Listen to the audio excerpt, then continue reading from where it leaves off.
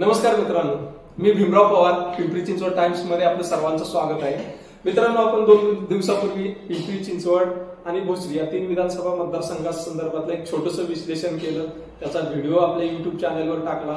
तुम्ही सर्वांनी त्या युट्यूब चॅनलवरील माझ्या त्या व्हिडिओला चांगला प्रतिसाद दिला. त्याबद्दल मी तुमच्या सर्वांचं स्वागत आहे.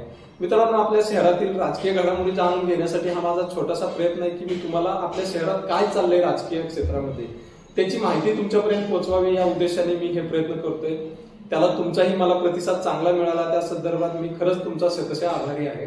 मित्रांनो, आता महायुती आणि महाविकास आघाडी हे 2 प्रमुख घटक आहेत आपल्या महाराष्ट्राच्या राजकारणात.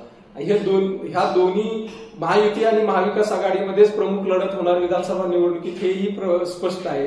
लोकसभा निवडणुकीत तीच परिस्थिती झाली. आता विधानसभा निवडणुकीचं खऱ्या अर्थाने वारं सुरू झालंय, कारण महाविकास आघाडी आणि महायुतीमध्ये जागा वाटपाची चर्चा जोरात सुरू आहे.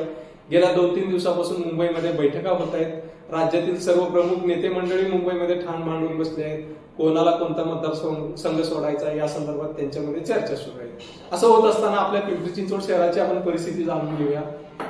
पिंपरी चिंचवडमध्ये आपल्याकडे 3 मतदारसंघ आहेत. हे मी मागेही तुम्हाला सांगितले. 3ही मतदारसंघात महायुतीचे आमदार आहेत, तर ते 2 भाजपला सुटतील. एक भोसरी आणि चिंचवड विधानसभा हे 2 मतदारसंघ भाजपला सुटणार आहेत, काय शंका नाहीये. तिसरा पिंपरी विधानसभा मतदारसंघ, तिथं राष्ट्रवादी काँग्रेस अजित पवार गटाचे आमदार आहेत, विद्यमान आमदार आहेत, त्यामुळे तो पण मतदारसंघ महायुतीमध्ये राष्ट्रवादी काँग्रेस अजित पवार गट लढणार हे स्पष्ट आहे. आता महाविकास आघाडीचं, आता महाविकास आघाडीमध्ये कोण उमेदवार असण्यापेक्षा कोणता पक्ष, राजकीय पक्ष कोणता मतदारसंघ लढवणार या संदर्भात खूप उत्सुकता निर्माण झालेली आहे. आता हे होत असताना एवढं सहज सोपं वरून दिसत असलं की महाविकास आघाडी लढणार आहे, तर तेवढं सहज सोपं चित्र नाहीये मित्रांनो. तेच तुम्हाला सांगायचंय की 3ही विधानसभा मतदारसंघात प्रचंड चढाओढ सुरू आहे महाविकास आघाडीमध्ये. हे चढाओढ सुरू असताना पिंपरी मतदारसंघ असेल किंवा भोसरी मतदारसंघ असेल किंवा चिंचवड मतदारसंघ असेल, हे लढवण्यासाठी पिंपरी चिंचवडच्या राजकारणातील काही बिल्डर आणि ठेकेदार खऱ्या अर्थाने आता सक्रिय झालेले आहेत. शेवटच्या क्षणापर्यंत हा मतदारसंघ आपल्याला मिळावा, म्हणजे पिंपरी असेल किंवा भोसरी असेल किंवा चिंचवड असेल, हे मतदारसंघ आपल्याला मिळावेत आणि आपलं अर्थकारण पुढचं भविष्यात टिकून राहावं यासाठी हे खऱ्या अर्थाने इच्छुक जर आपले प्रयत्न करतायत. आता त्याच्यामध्ये आपण विचार करूया पिंपरी विधानसभा मतदारसंघात. आपल्या शहरामध्ये सीमा सावळे नावाच्या या माजी नगरसेविका आहेत की ज्या भाजपच्या स्थायी समितीच्या माजी अध्यक्ष आहेत.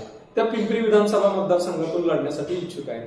पण त्यांची प्रतिमा अशी आहे की कोणताही राजकीय पक्ष नको अशी म्हणण्याची वेळ, या व्यक्ती आपल्याकडे नको अशी म्हणण्याची वेळ सगळ्याच राजकीय पक्षावर आली. कारण त्यांचा कारभारच तसा राहिलेला आहे. प्रत्येक गोष्टीत ब्लॅकमेलिंग करणं, शिवीगाळ करणं, मग ते अधिकारी असतील, मग पत्रकार असतील, मग सामान्य नागरिक असतील. दाखवायचा चेहरा वेगळा आणि प्रत्यक्षातला चेहरा वेगळा आहे. आता त्या पिंपरी विधानसभा मतदारसंघात लढण्यासाठी इच्छुक आहेत. त्यांच्यासाठी म्हणून शहरातल्या राजकारणात असणारे सगळे बिल्डर, सगळे ठेकेदार इतके सक्रिय झालेले आहेत की ते वाटेल ती किंमत मोजायला तयार असल्याची चर्चा आहे. त्याच्यासाठी ते अगदी थेट उद्धव ठाकरे आणि अजित पवार यांना सुद्धा कोट्यवधी रुपये देतील आणि कसल्याही परिस्थितीत तो मतदारसंघ त्यांच्यासाठी मिळवून आणतील अशी चर्चा सुरू झाली शहराच्या राजकीय वर्तुळात. विचार करा आता तुम्ही मित्रांनो सगळ्यांनी, पिंपरी विधानसभा मतदारसंघ हा अनुसूचित जातीसाठी राखीव आहे. सीमा सावळे या त्या मतदारसंघातून लढण्यासाठी इच्छुक आहेत. कोण आहेत सीमा सावळे? तर सीमा सावळे या अगदी सामान्यातल्या सामान्य नागरिक आहेत. पण स्थायी समिती सभापती झाल्यानंतर त्यांनी एवढा प्रचंड भ्रष्टाचार केला पिंपरी चिंचवड महापालिकेत, एवढा प्रचंड भ्रष्टाचार केला की त्यांच्या 2 पिढ्या बसून खातील एवढा त्यांनी पैसा कमवल्याची चर्चा शहराच्या राजकीय वर्तुळात आहे. त्यातून त्यांचा कॉन्फिडन्स एवढा वाढलाय की पिंपरी मतदारसंघात मी कितीही कोटी देऊन उद्धव बाळासाहेब ठाकरे गटाची उमेदवारी मिळवून आणणारच असा चंग बांधल्याचं काही लोक शहराच्या राजकारणात सक्रिय असलेले चर्चा करताना दिसत आहेत. तर असं खरंच आहे का? तर होऊ शकतं. राजकारण आहे, शेवटी पैशाचा खेळ असतो. हीच परिस्थिती 2014 मध्ये अशी परिस्थिती होती. लोकसभा निवडणुकीच्या वेळेस शिवसेनेचे खासदार होते की जे गजानन बाबर, ते आता दिवंगत झाले, त्यांचं निधन झालंय.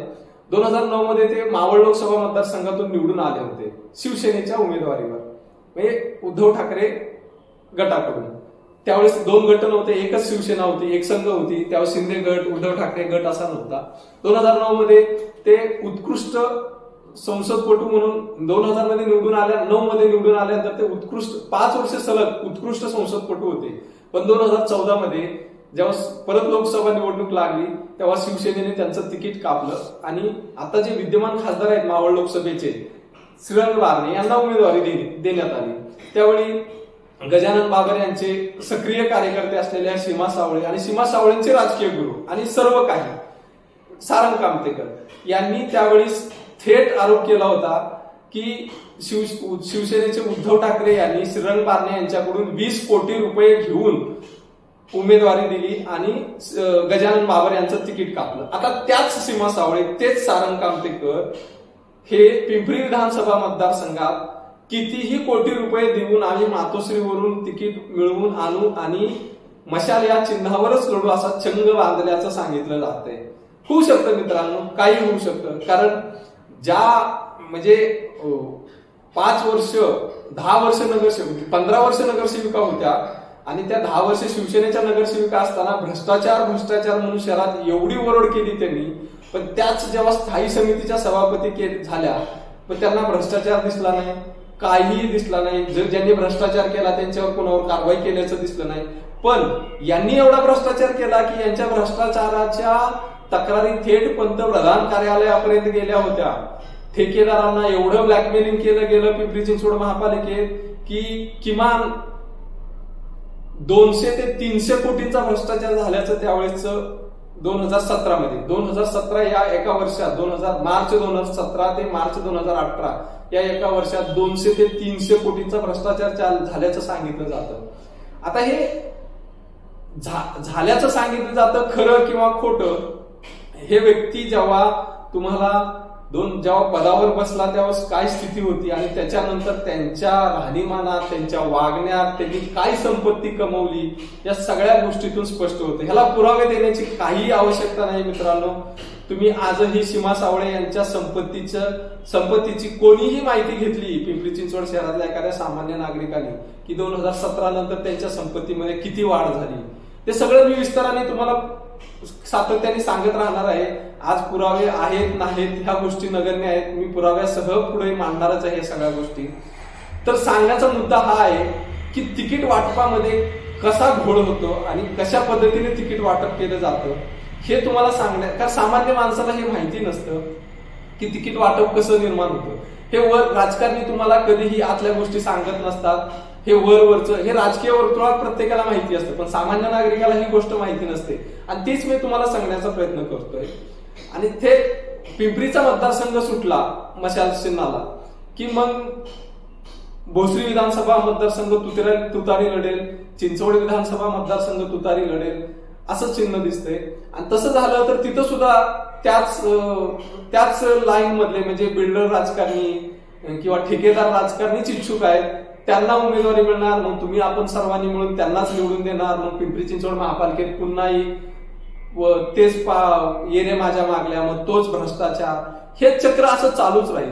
मग ह्याच्यासाठीच आपण सर्वांनी थोडासा आता सुज्ञपणाने विचार करण्याची गरज आहे. महाविकास आघाडीला जरी चांगलं वातावरण असलं, त्यांची सत्ता येण्याची चिन्ह दिसत असली तरीही कोणत्या दिशेने महाविकास आघाडी चालली आहे हे सुद्धा सामान्य माणसाने विचार करायची गरज आहे.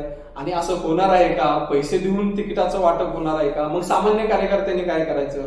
इतकी वर्ष ते अगदी पडत्या काळात, वाईट काळात तुम्हाला ते पक्षासाठी तुमच्यासाठी रस्त्यावर उतरतात. मग त्या कार्यकर्त्यांनी काय करायचं? आणि हे कार्यकर्त्यापासून लपून राहत नाही ही गोष्ट, हे त्यांनाही माहिती आहे. पण थोपवलं जातं. उमेदवारी देताना पैसे घेऊन उमेदवार दिला जातो, मग पक्षाने निर्णय घेतलाय, मग तुम्हाला काम करावं लागेल, ह्या सगळ्या गोष्टी पुढे येतात. पण हे सामान्य लोकांना समजावं यासाठी मी सांगतोय तुम्हाला ह्या सगळ्या गोष्टी. आता सीमा सावळे यांच्यासाठी कोण प्रयत्न करते?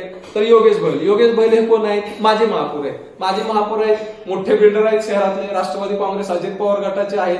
त्यांनी सुरुवातीला सीमा सावळे यांच्यासाठी अजित पवार यांच्याकडे खूप फुल प्रयत्न केले. म्हणजे त्यांच्याकडे जाऊन बसले. एक बिल्डर आहे पिंपरीमध्ये राहणारा, एक बडा बिल्डर आहे शहरातला.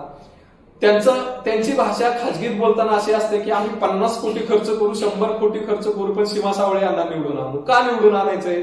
कारण यांचा सगळा धंदा पुढचा सगळा त्या सत्तेच्या माध्यमातून होणार आहे. त्यासाठी त्यांचा हा सगळा खटाटोप चालू आहे. योगेश बहल बडे बिल्डर आहेत, त्यांचे सगळे नातेवाईक महापालिकेचे ठेकेदार आहेत. हा, तुम्हाला इंटरेस्टिंग गोष्ट सांगायची, योगेश बहल यांच्यावर सीमा सावळे, सारंग कामतेकर यांनी भ्रष्टाचाराचे एवढे आरोप केले की आज सगळे हे एकत्र आलेले आहेत. म्हणजे खाजगीत बोलताना सीमा सावळे आणि सारंग कामतेकर असं पत्रकारांसोबत अनेकाशी चर्चा होत असते. पत्रकारांसोबत बोलताना ते अशा खाजगीत सहज म्हणायच्या की कोणत्याही ठेकेदाराला खडा मारला की तो ठेकेदार हा योगेश बहल यांचा निघायचा. हे कधीची घटना आहे तुम्हाला सांगतो मित्रांनो. हे जेव्हा 10 वर्ष पिंपरी चिंचवड महापालिकेत राष्ट्रवादी काँग्रेस म्हणजे अजित पवार यांची सत्ता होती त्यावेळीची घटना. त्यावेळेस सीमा सावळे आणि सारंग कामतेकर हे भ्रष्टाचारावर एवढं रान उठवायचे की तेच एवढे भ्रष्टाचारी झालेले आहेत आता नंतर की, आणि परत मग हे सगळे मिळून सगळे भ्रष्टाचारी आता एकत्र झालेले. मग ह्या सगळ्या भ्रष्टाचारांना आता काय करायचंय की आमदार म्हणून आपला एखादा व्यक्ती निवडून आणायचा आणि परत पुन्हा पिंपरी चिंचवड महापालिकेत आपली सत्ता ठेवायचं, राज्य गाजवायचं आणि परत या शहरातल्या लोकांची लूट करायची, शोषण करायचं. हा प्रयत्न ह्या सर्वांचा चालू आहे. ह्याच्यात मेन रोल सीमा सावळे यांचा आहे. म्हणून मी तुम्हाला सांगतो, हे सीमा सावळे प्यादे आहेत आणि हा प्यादा चालवणारे कोण? सारंग कामतेकर, योगेश बहल आणि तो पिंपरीतला तो बडा बिल्डर. याच्या व्यतिरिक्त योगेश बहल यांच्या मागे असणाऱ्या मंगला कदम असतील, अजून त्यांच्यासोबतचे काही नगरसेवक असतील, या सर्वांचा एक हे सगळे राजकारणी आहेत ना, हे बिल्डर आहेत, ठेकेदार आहेत आणि आजपर्यंत पिंपरी चिंचवड महापालिकेला लुटूनच खाल्लेला आहे या सर्वांनी. आणि यात काही दुमत नाहीये. ह्याचे पुरावे भरपूर आहेत. कोणीही कधीही माझ्याकडे आला, मी पुरावे द्यायला तयार आहे त्यांच्याकडे भ्रष्टाचाराच्या, यांच्या नातेवाईकांच्या भ्रष्टाचाराचे पुरावे द्यायला आहे. सारंग कामतेकरांचा मुलगा ठेकेदार आहे. सारंग कामतेकरांचा मेव्हणा महापालिकेत ठेकेदार आहे. सारंग कामतेकरांच्या मुलाचा मेव्हणा महापालिकेत ठेकेदार आहे. म्हणजे आपले सगळे नातेवाईक, सीमा सावळे यांचे नातेवाईक महापालिकेत ठेकेदार आहेत आणि हे तोंड वर करून सांगत असतात, दुसऱ्यांच्या भ्रष्टाचारावर बोलत असतात. ही वस्तुस्थिती लोकांच्या पर्यंत जात नाही. आणि आता आपण पिंपरी चिंचवड शहर अशा परिस्थितीवर आणि अशा जागेवर आहोत की अशी लोक आता आपण खड्यासारखी बाजूला करण्याची गरज आहे. लोकांनी सुज्ञ होण्याची गरज आहे. त्यासाठी मी तुम्हाला ही सर्व माहिती सांगतोय की ह्या बिल्डर राजकारण्यांना आणि ठेकेदार राजकारणात जे ठेकेदारी करतात त्या ठेकेदारांना आता हे उद्धव ठाकरे साहेब आणि शरद पवार साहेब पायघड्या घालतात का, यांनाच उमेदवारी देतात का, याच्यावर सगळं पुढचं गणित अवलंबून आहे. पण ही चर्चा सुरू झाल्यानंतर एवढं मात्र आहे की महाविकास आघाडीमध्ये खळबळ उडालेली आहे. सामान्य कार्यकर्ता अस्वस्थ आहे.